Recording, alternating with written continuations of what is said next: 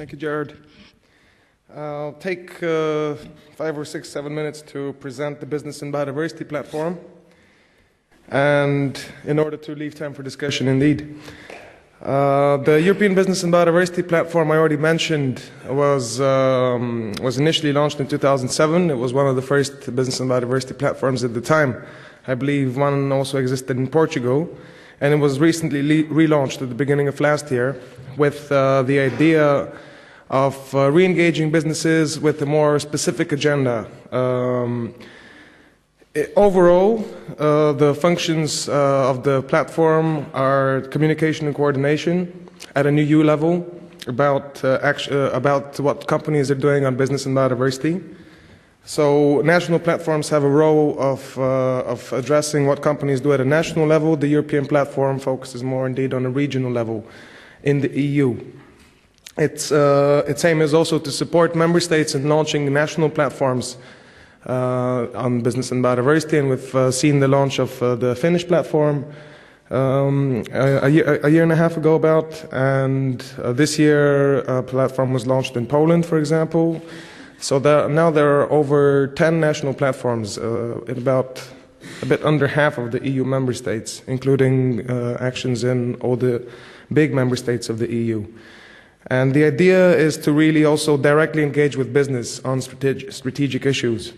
And how do we do that? It's through specific work streams. So in order to provide tangible results that are on the ground, we focus on the 3 categories that you see there: natural capital accounting, innovation, and financing. So under natural capital accounting, the idea is to work with businesses on looking at the different tools that exist out there and on giving companies guidance for how they can undertake natural capital accounting. Because when a company starts, most of the time they see that there are a lot of methodologies out there, a lot of approaches, so they need some guidance on where to begin and what the best tool is for them. So we worked with several member companies, actually over 10 member companies, to develop this guidance, and I'll show you a bit on it later. This was what was done in 2014. In 2015, we were looking more at links between natural capital accounting and the public sector, what happens at government level, in the private sector, and in the finance sector.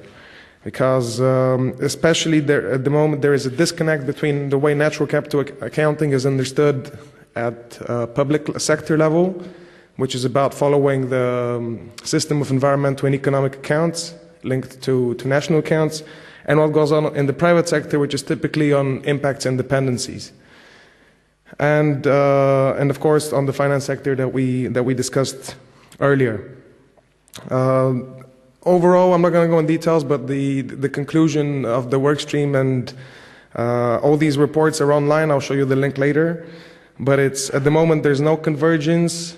But ideally, what goes on in the private sector in natural capital accounting, it's still in its infancy. There are many approaches, but in the next 5-10 years, it will start more and more to start feeding into public sector natural capital accounting, just like you have it with economics and finance, where company expenditures and company actions basically on, financials, company financials feed into national financials. On innovation, the idea of the work stream is that companies showcase case studies at a European level, simply so that they can motivate others, so that they can motivate other member states to undertake actions, either in innovative technologies that are good for biodiversity, but that also generate returns on investment, but also for innovative business models, such as benefit corporations or payments for ecosystem services. That also links with financing. And on financing, it's similar. It's on showing innovative financing mechanisms that companies undertake that are either, again, business models or made by banks, basically, where they take financial considerations into account when making investment decisions. Today there are about 250 members, of which 20 multinationals from different EU member states and over 100 SMEs. The other companies, the other organizations are NGOs. So the website is the dedicated communication tool. This is where you have all the material, and of course there's a newsletter which is sent out quarterly. And all exchanges on the specific work streams happen directly with all the contact points by email. This way it's more direct. I'll show you the website at the end, so don't worry about it. But membership is free of charge. You can join either as a member or as an observer just to be informed on what goes on all the different reports. I will skip these in the interest of time and just show you some of the workstream output from 2014 on this tool for natural capital accounting, which is, it doesn't seek to create new methodologies or new tools. It just looks, we worked with about 12 companies to basically look at all the approaches that exist out there, and they're over on the screen. There are 11 approaches that were identified on natural capital accounting in the private sector. So the idea is, first there is a guidance document that describes the different approaches, and then there's an Excel-based tool that asks you simple questions, and with yes and no answers it tells you basically what approach you should undertake, and I'll guide you through this. So here are the 11 different approaches that exist, and this is just the theoretical part. But as you can see, you have assessment-based approaches that help decision-making, which are usually linked to analyzing your impacts or analyzing your dependencies. Then you have something which, approaches that are linked to reporting, which are linked to balance sheets, profit loss accounts, what you have in the financial sector, and ones that go in both when you do inventory management and just broader indicators. You have more details on each approach in the report itself. But just to show you how the decision matrix works, which is more hands-on. So you basically have a few people working in the sustainability department, or for that matter in any other department, and the tool would ask you a few questions. So what is your company's relationship to natural capital? Is it direct or indirect, for example, tier 1, tier 2, tier 3, and so on? Whose perspective are you looking at from? From your perspective, the company's own operations, or from the shareholder perspective? And what resources do you have available for it, whether it's a whole team or a few people, a whole department. And all the questions there are yes and no's. So 1 and 2 in this case is just color-coded. It looks a little complex, but you go through and you just say 1, 2, yes or no to each of the question. And then you can narrow down the approaches when you do this. So if you're interested in the flow of natural capital benefits, for example, that's to say ecosystem services, so if that's the focus you take, and you want to undertake monetary values, not quantitative, not biodiversity indicators, but specifically monetary values, and you want to look at it from a shareholder perspective, or you want to inform your shareholders on the importance of the ecosystem services and their value from for their decision making, and you don't have too many resources for the study, then the guide will tell you to undertake a dependency assessment. And then with this dependency assessment afterwards, you can see links to existing tools out there that you can use, which are mostly free, if not all, actually. So this is it, just to give you a flavor. Feel free to consult the website where you find loads of case studies and all these documents. Thank you. Strahil, stay there.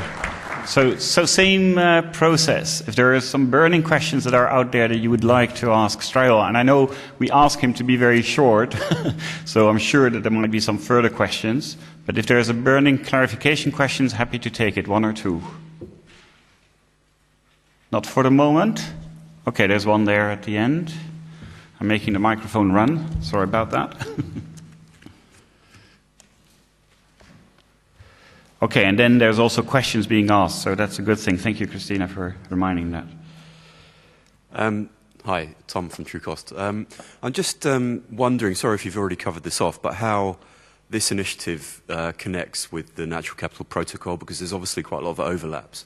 So I'm wondering how those two initiatives are talking to each other, if at all. Sorry, could you repeat, with Natural Capital? Protocol, so the Natural Capital Right. Yeah, with the Natural Capital Coalition, yeah. With we are in touch. We are basically going to all the events together. We know each other very well, so they are connected. In fact, the European platform is part of the Natural Capital Coalition, and vice versa. And the Natural Capital Coalition has a broader focus because it focuses on the whole world. The EU works specifically for the EU. That means companies that are headquartered in the EU. That's the only way that they can become full members. And also on specific work streams, whereas the Natural Capital Coalition is about developing the protocol. But I think that they're just great synergies between the two. And I welcome how inclusive most organizations are with working together. And by default, collaboration requires this, of course. I just think it's, we speak to a lot of companies. I just think it's people, companies tend to get a bit confused by everything that's going on in the marketplace, and perhaps some clarity around how these various initiatives work together would be useful. Sure. And on the website, you have an overview of all the different national initiatives.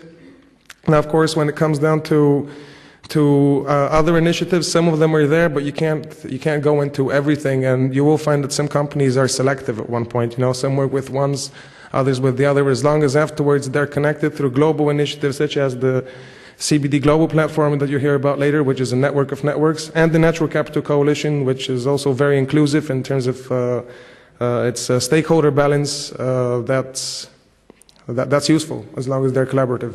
Thank you. Strahil, thank you. I think you showed us you're in a difficult place. You are in between the national platforms, and then there's the global international platforms, and there are clearly initiatives that are deemed to be global there as well. But I think what you showed, which was quite interesting, is you've got 250 members, of which 100 SMEs. And that's important because that's a sector that we're not always reaching out to. The other element is and I'm lucky to be on the advisory board of the EU Business and Biodiversity platform, but it's a focused program. It has 3 focus areas, and everything is geared towards these 3 areas. And you've made really a great progress in these 3 areas because your initiatives has been very focused on these. David,